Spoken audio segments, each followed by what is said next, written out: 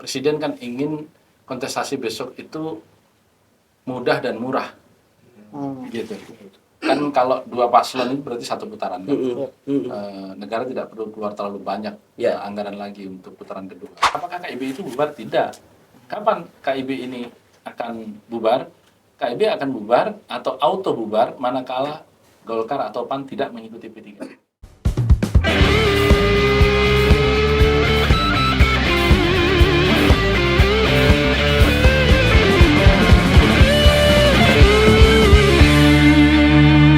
Halo sahabat Kompas.com, ketemu lagi bersama saya Tatang Guruno dan ditemani oleh rekan saya Ardi Ramadan.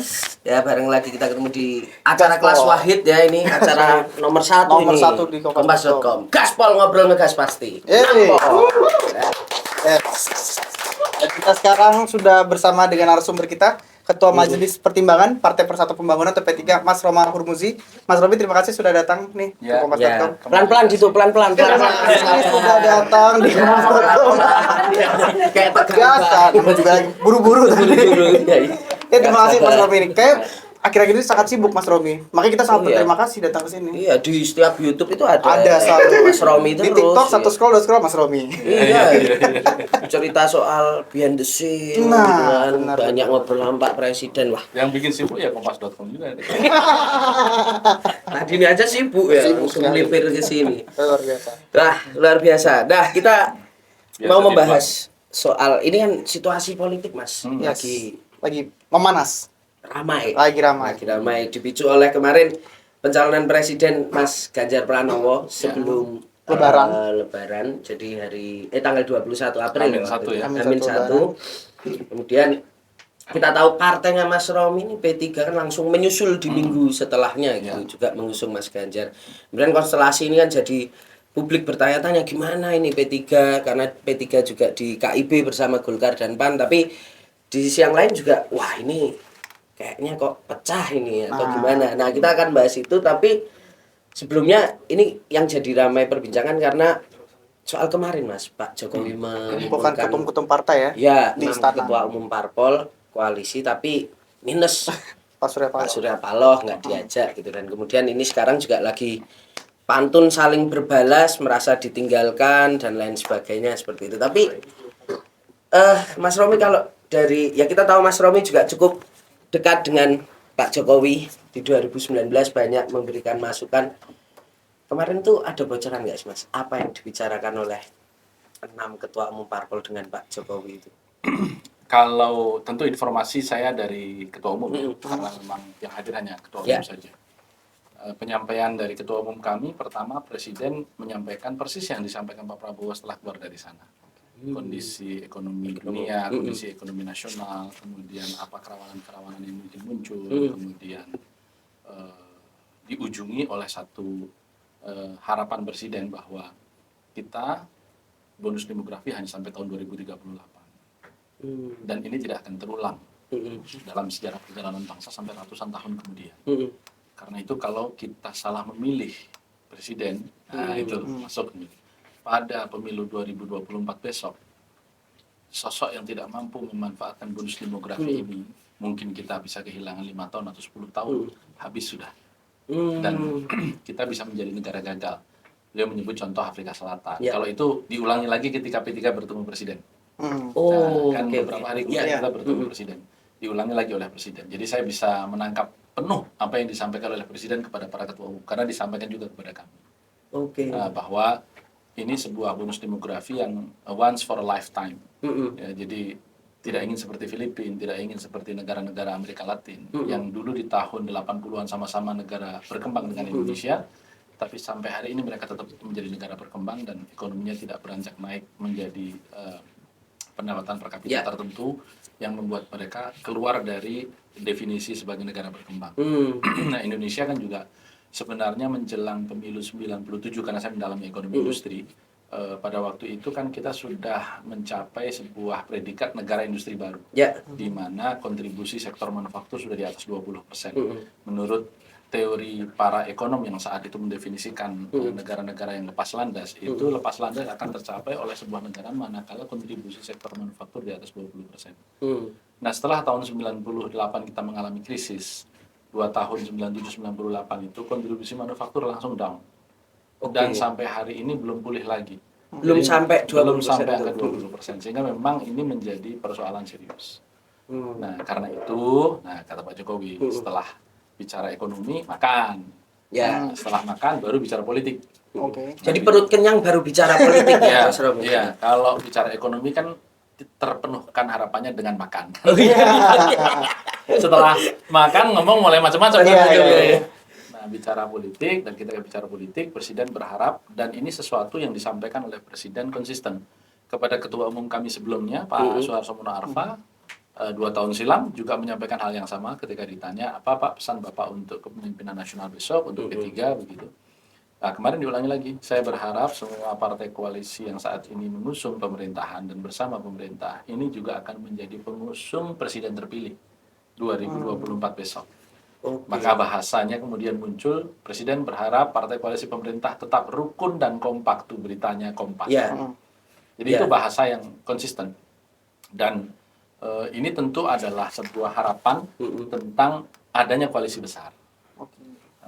Kan sederhana saja kan, 6 orang berkumpul, 6 orang ketua umum berkumpul dari 6 partai politik, kemudian belum menyampaikan tetap rukun dan kompak. Ini kan either way.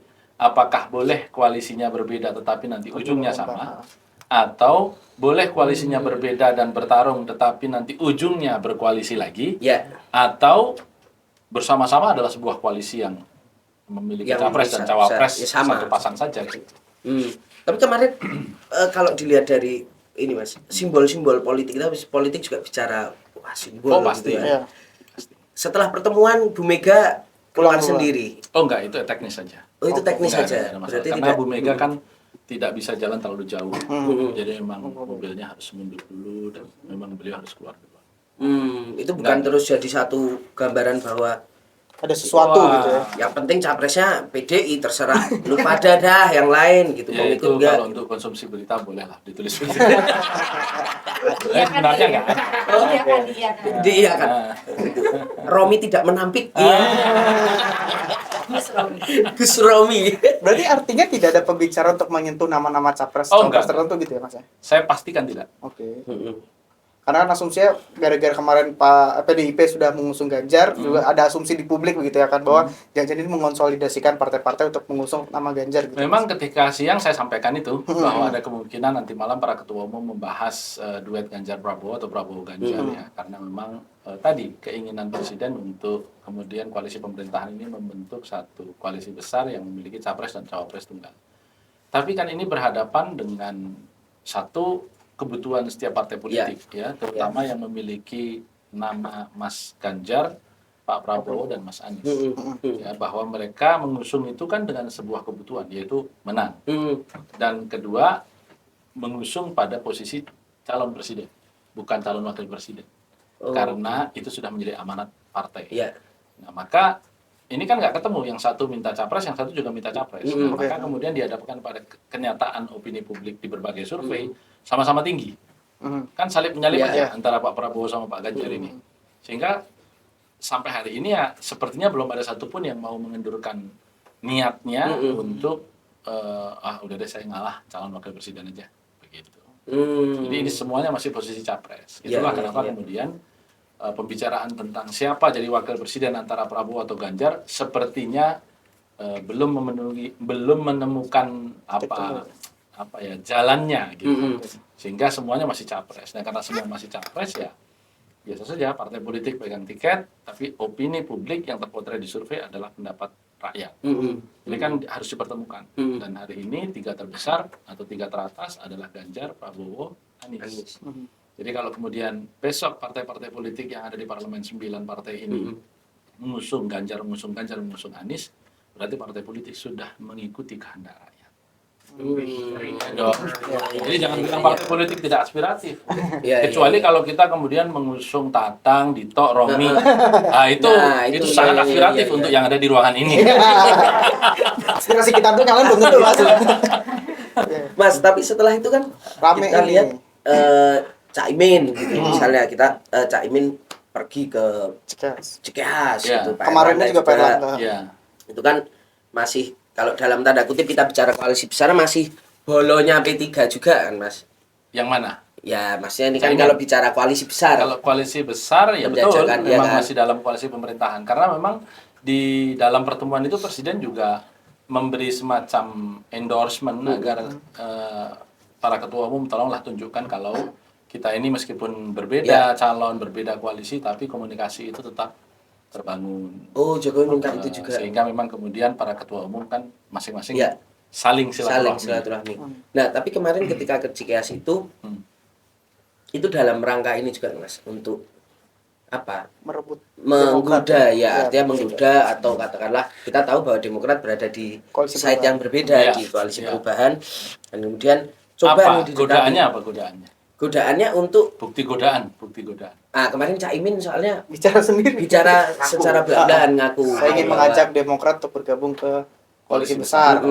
tapi kayaknya masih kuat Masih kuat imannya. katanya masih kuat. Gimana? Nah, tapi kan kalau dari koalisi perubahan itu selalu mengatakan bahwa ada upaya-upaya untuk menjegal mereka supaya tidak maju dan lain sebagainya gitu. Nah, apakah kemarin itu dengan kemudian Pak Erlangga datang ke sana, Cak Imin datang ke sana, ini juga upaya untuk menggembosi juga yang itu juga diorkestrasi oleh istana juga, Mas? Ya itu kan cuma soal beda bahasa saja ya antara menjegal dengan menggoda kan. Mm-mm. Kan lebih tertarik menggoda Menggoda. kan daripada menjegal ya. Iya. Begitu kalau saya jujur lebih tertarik godaan daripada jegalan gitu.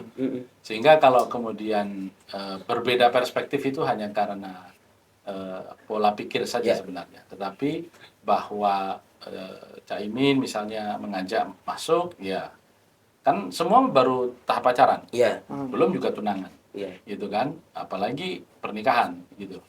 Jadi ini masih bisa pergeseran-pergeseran ini berlangsung sampai tanggal 22 Oktober pendaftaran nanti.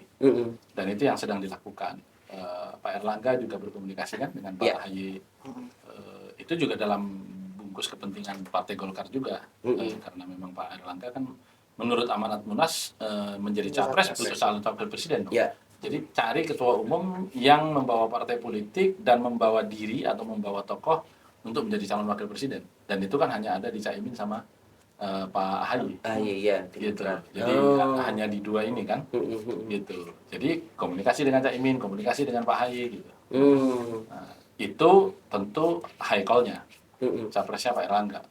Nah, kalau itu tidak terwujud kan berarti ada second call ya, second call-nya atau target keduanya ya Pak Erlangga menjadi calon wakil presiden. Tadi saya barusan selesai dari salah satu podcast juga dan disampaikan langsung oleh Pak Nusron sebagai salah satu tim yang ditugasi untuk membangun komunikasi politik bahwa target keduanya ya Pak Erlangga menjadi calon wakil presiden. Sampai saat ini pembicaraan yang paling serius dengan Pak Prabowo, jadi Prabowo Erlangga gitu. Tapi ini akan berhadapan dengan Prabowo Muhaimin. Iya. Karena kan sama-sama bertarget untuk menjadi calon wakil presiden. Artinya timbangannya kemudian mereka kan ingin maju dan menang. Timbangannya kemudian menjadi oke, mari kita exercise mana yang lebih tinggi kemungkinan menangnya, apakah Prabowo Erlangga atau Prabowo Muhaimin kan begitu. Makanya Mas Romi juga selalu mengatakan bahwa ini memang sekarang tuh pertarungannya perebutan cawapres ya. Ya, karena saya selalu katakan capres sudah selesai. Capresnya adalah Mas Ganjar, Pak Prabowo, dan Mas Anies. Selesai. Nah sekarang perebutannya di calon wakil presiden. Tapi masalahnya calon wakil presidennya untuk Pak Prabowo dan Mas Anies itu adalah kuncian. Iya dong, calon wapresnya kan kuncian. Di sana ada Pak AHY yang boleh jadi calon wakil presiden. Kalau kemudian nggak diakomodir, keluar nggak? Gitu contoh. Ini kan antara tiket dengan kebutuhan elektabilitas, kan gitu. Koalisi dan Mas Anies tentu ingin maju dan menang dengan memperbesar tokoh yang ketika disandingkan menambah elektabilitas. Artinya dicek dong dari sekian banyak tokoh bangsa siapa yang paling tinggi. Tapi masalahnya sekian banyak tokoh bangsa yang tinggi-tinggi itu bawa partai enggak? Sementara partai yang ada di dalam ini sudah mencaratkan ya, lu mau gandeng sana terserah, gue mau tanda tangan. Kalau lu mau gue tanda tangan, ya gue yang lu gandeng. Gitu kan? Maka saya sebut kuncian. Di tempat Pak Prabowo sama. Kan pertama saya tanda tangan sama Pak Prabowo. Memang Pak Prabowo nggak setuju sama saya, ya mungkin saya nggak bersama Pak Prabowo. Gitu. Nah, tapi kemudian datang Pak Erlangga.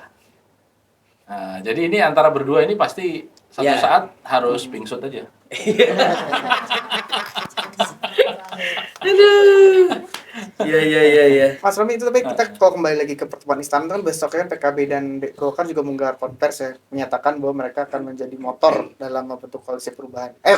Koalisi besar, maaf. Iya. Itu apakah ada kaitannya mungkin dengan, katakanlah mungkin ada instruksi juga dari Pak Jokowi untuk membuat, ayo dong Golkar dan PKB. Kan Pak Motor ini Jokowi dong. instruksinya nggak spesifik. Tadi Oke. saya katakan pesan kepada dulu Ketua Umum kami Pak Arso dan sekarang kepada Pak Ahmad sama. Pertama adalah saya berharap koalisi pemerintahan hari ini adalah koalisi pemerintahan yang mengusung presiden besok. Dan itu wajar. Karena Pak Jokowi anggota koalisi juga kan, beliau kan kader PDI Perjuangan. Kemudian yang kedua, soal formasi dan siapa capres-cawapres, silakan para ketua umum merundingnya. Karena saya bukan bagian dari kontestasi. Gitu. Oke. Jadi itu konsisten dan konsisten disampaikan presiden dan diwujudkan presiden dengan berkumpulnya para ketua umum itu. Oh. Nah, tapi ini juga Mas, ini kan kemarin banyak juga selentingan yang tersebar informasi di kalangan rekan-rekan media ini kan, bahwa sebenarnya kalau keinginan seorang Joko Widodo itu adalah hanya 2 paslon. Nah, apakah kemudian dalam perkumpulan dengan parpol koalisi pemerintah ini, Jokowi juga tidak keberatan jika akhirnya memang Ganjar Pranowo sendiri dan Prabowo maju sendiri, artinya itu kan akan menciptakan kontestasi yang menjadi 3 Tiga paslon. Iya. paslon gitu dengan Pak Anies Baswedan gitu. Ya, namanya juga presiden kan ingin kontestasi besok itu mudah dan murah. Gitu. Kan kalau 2 paslon itu berarti 1 putaran. Kan? Negara tidak perlu keluar terlalu banyak anggaran lagi untuk putaran kedua. Yang kedua juga kalau 2 paslon ini kan masyarakat tidak berlama-lama terbelah. Tapi kalau 3 paslon ini kan yang pertama belahan menjadi 3. Setelah itu nanti mungkin belahan yang kalah dan tidak masuk ronde final, dia akan terbelah lagi entah menjadi 2 atau mungkin mengelompok ke 1 saja. Gitu. Jadi terlalu lama kontestasi itu menghabiskan perhatian publik dan energi bangsa ini. Cacahannya jadi 3 gitu ya Mas ya kalau. Oh iya. Sebenarnya itu saja. Jadi ngambil praktisnya aja presiden itu supaya nggak lama-lama. Siap. Tapi dengan katakanlah dengan adanya hanya 2 calon itu yang diinginkan presiden sebenarnya all Jokowismen atau memang sudah siap untuk head to head dengan Anies yang berada di koalisi perubahan ini, Mas? Ya tanya Pak Jokowi kalau itu. Tapi untuk menciptakan, kan ada juga pasti Tapi asumsi. kalau saya jadi presiden, maka gitu. kemudian keinginan untuk all the president's men itu sesuatu yang wajar, sesuatu yang alamiah. Kenapa? Satu, saya tidak ingin pembangunan yang saya sudah buat diacak-acak. Nggak usah bicara yang jauh-jauh. Kemarin antara Pak Anies sama Pak Heru saja urusan trotoar di Jalan Gereja Santa ribut. Itu baru trotoar berubah jadi jalan. Gimana kalau nanti waduk berubah jadi tempat rekreasi? Gitu. Jadi IKN kemudian berubah jadi monumen misalnya. Gitu. Ini kan suatu hal yang lebih dahsyat lagi dan itu melibatkan angka yang ratusan mungkin ribuan triliun.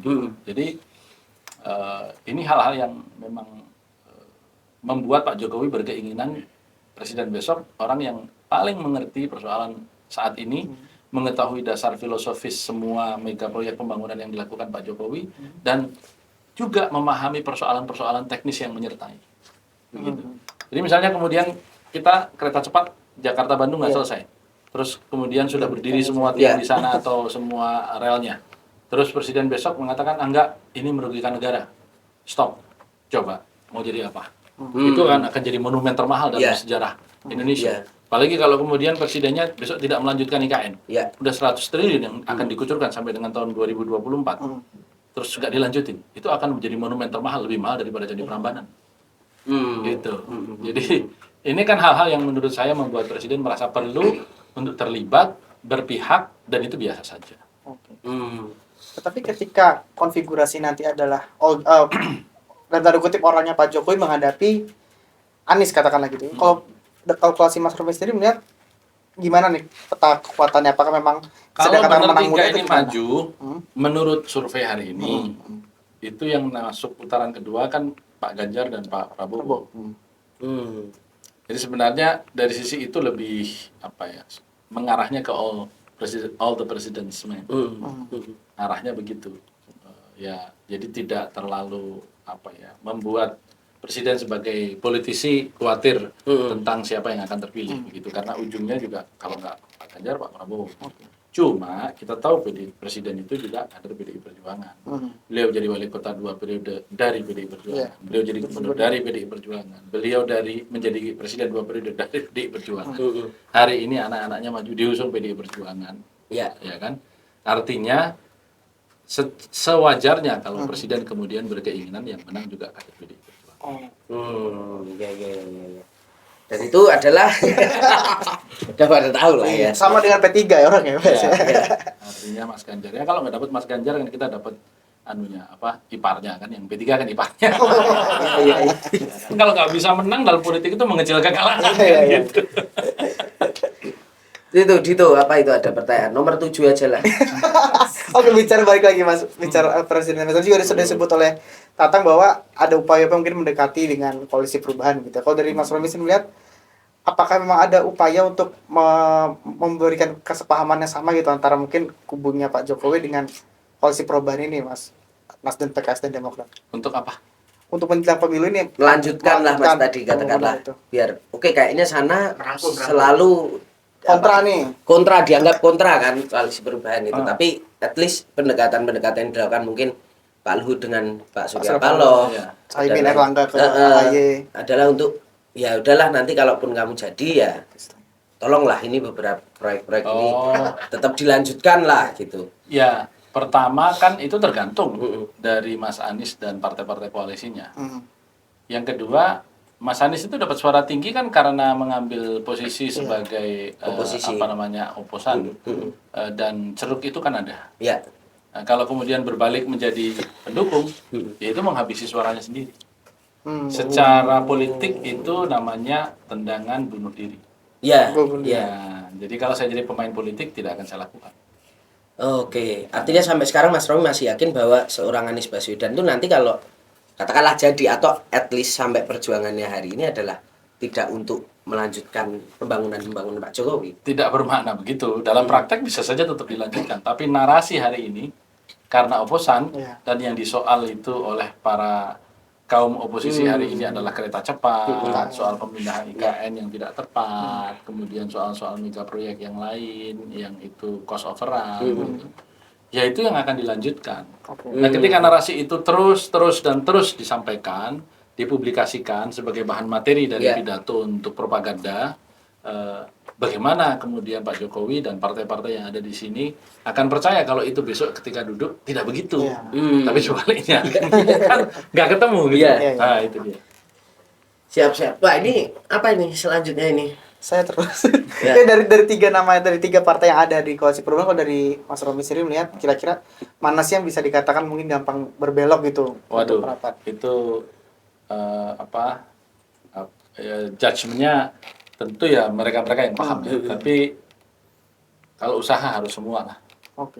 Kan Pak Luhut mendekati Pak Surya Paloh, kemudian Caimin sama Pak Erlangga mendekati Cikeas, gitu kan.